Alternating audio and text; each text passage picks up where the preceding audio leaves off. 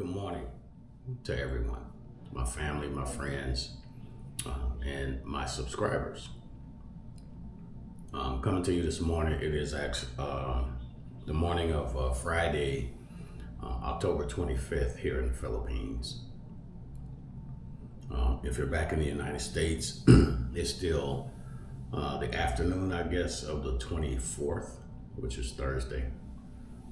But over the past few days, the Philippines has been experiencing Typhoon Christine.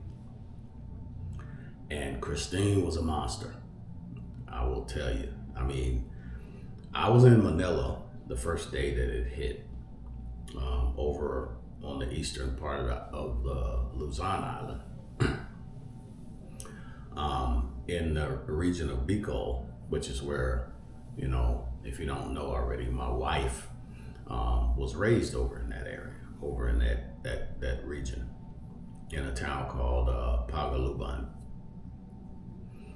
We were there last year visiting, and in November, and as we were about to leave, the rains started.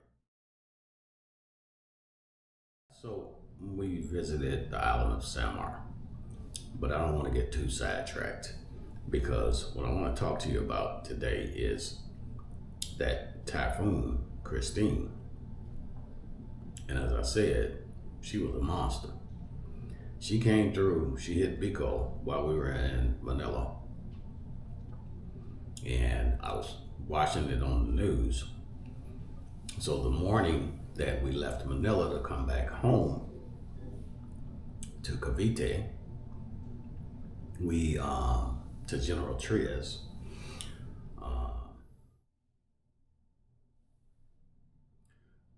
Excuse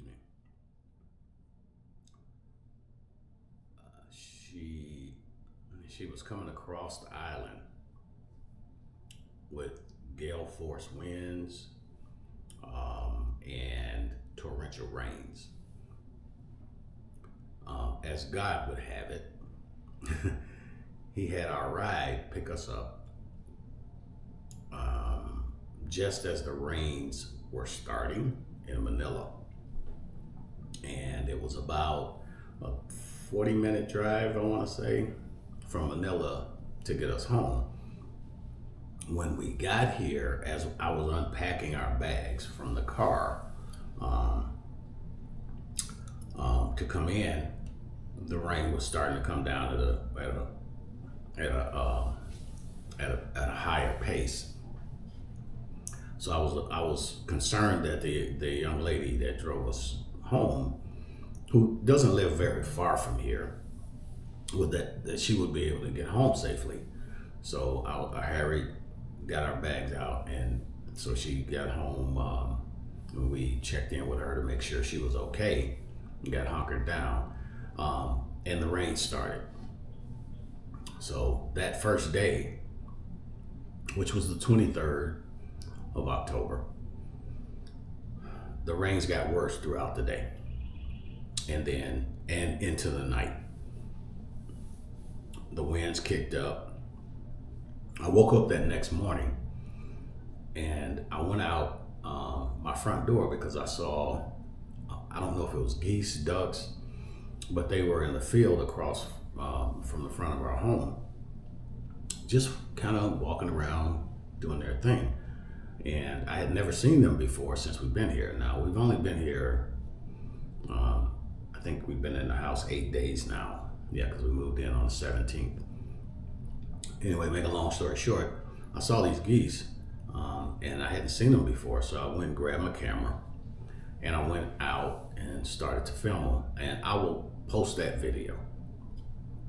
Now, while I was doing that, I walk around the house, and then I come back in, and later on yesterday, I thought that Christine had already moved off the East Coast because it was heading west to east, or excuse me, east to west. And it was, east to west. and which is the way storms move here in the Pacific Ocean over this way. Anyway, long story short, anyway, what I was mistaken. It was just the quiet before the real storm hit.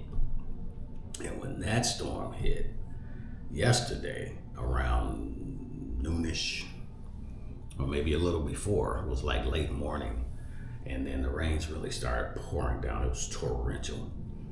Then the winds really started to kick up, and the wind was coming in sideways right at our front windows. We didn't think much about it until later on in the day. And I don't know if I told you guys earlier when I showed you the house in the video. This house it's new. No one has ever lived in it before. The woman that had it built, the woman we're renting it from, let her know if we had any issues with anything, because she still had a contract with the builders to come back and take care of any problems. Well, I don't know if you've ever been through either purchasing a new home or going through the process of building a home, but we've done both.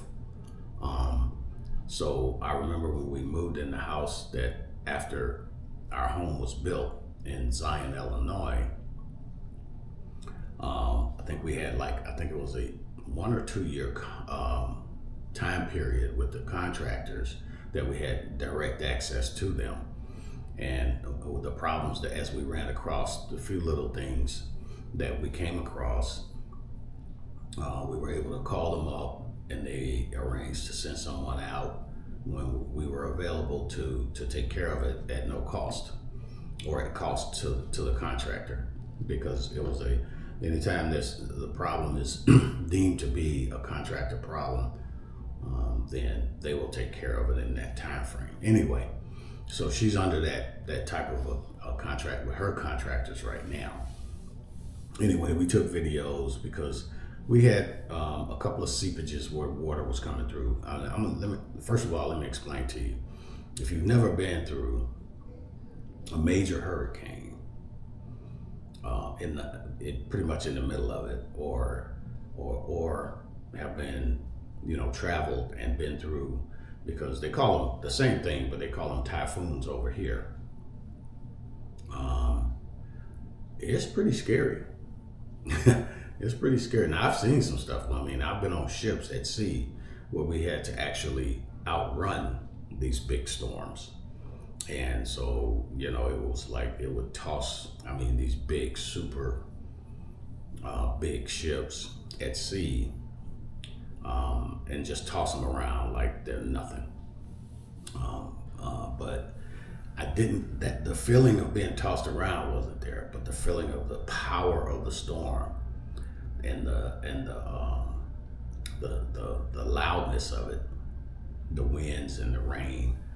I will post a video with that information from the inside of my house. I wasn't going outside, but with that noise, so you can kind of get a feel for what I'm talking about. But so what I'm trying to explain to you is that we had all that going on around us. We had people contacting us, that live here in different areas, in different parts of the country that we know, that had already been through it, and they were telling us how bad it had wreaked havoc on the East Coast on its way across. And they were checking to see if we were okay, because they didn't know how bad it had gotten over here. When the water started seeping into, the areas that it was seeping into here in this house, we had to put towels down and stuff like that, and mop from time to time. It was crazy. I'd never been through anything like that. I'd never, been in the middle of a storm that way. So what I'm trying to say to you is, and I know I'm rambling, but you got to understand, this thing kind of threw me off balance. I've been through a lot.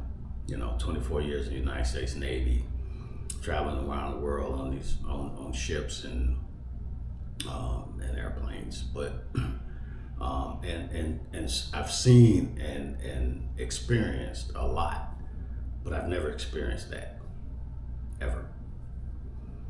So first of all, I want to say thank God for bringing us through it. Secondly, I want to ask everybody that's watching or anyone that's watching to take a moment and let's say a prayer for all the people that were affected, the victims of Typhoon Christine, because there's a lot of devastation across the Philippines from that storm. So let's just take a moment.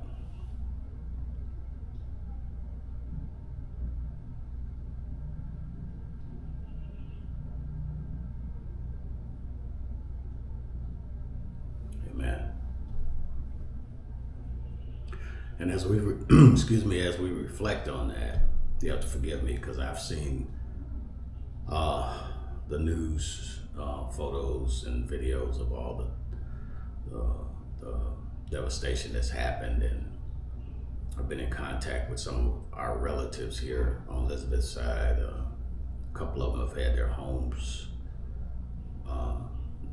messed up pretty bad, and they're going to have to rebuild. Anyway, to end this video, this is to let you guys know that, you know, we made it through to the other side. Thank God. He brought us through. We're in good shape. The house is in pretty decent shape too. It's in good shape. And we'll just wait until, you know, the weather gets a little better, because it's still, you know, directly after the storm, so the sun hasn't come back yet, and then things, and they'll come and we'll, you know, they'll take care of the problems now, as I'm sure they will. In the meantime, let's just look after one another, pray for one another. And if you see someone in need, when you're out and about in your hometown or wherever you are, if you have the ability to help, please help them. Do what you can, you know, even a smile or a nice word or gesture to people sometimes is all they need just to keep going. I see it here in the Philippines. They go through a lot. The masses, the average Filipino, we would, if in our experience as U.S. citizens, we would say they're struggling. But I would say there's a big difference between how they handle it and how we see, you know, folks back home that are poor handle being poor. You don't see overweight poor people here in the Philippines. If they're poor, they're poor. They're not getting the right, you know, they're not eating properly or eating at all sometimes, or other than what they can just kind of get their hands on if someone gives them.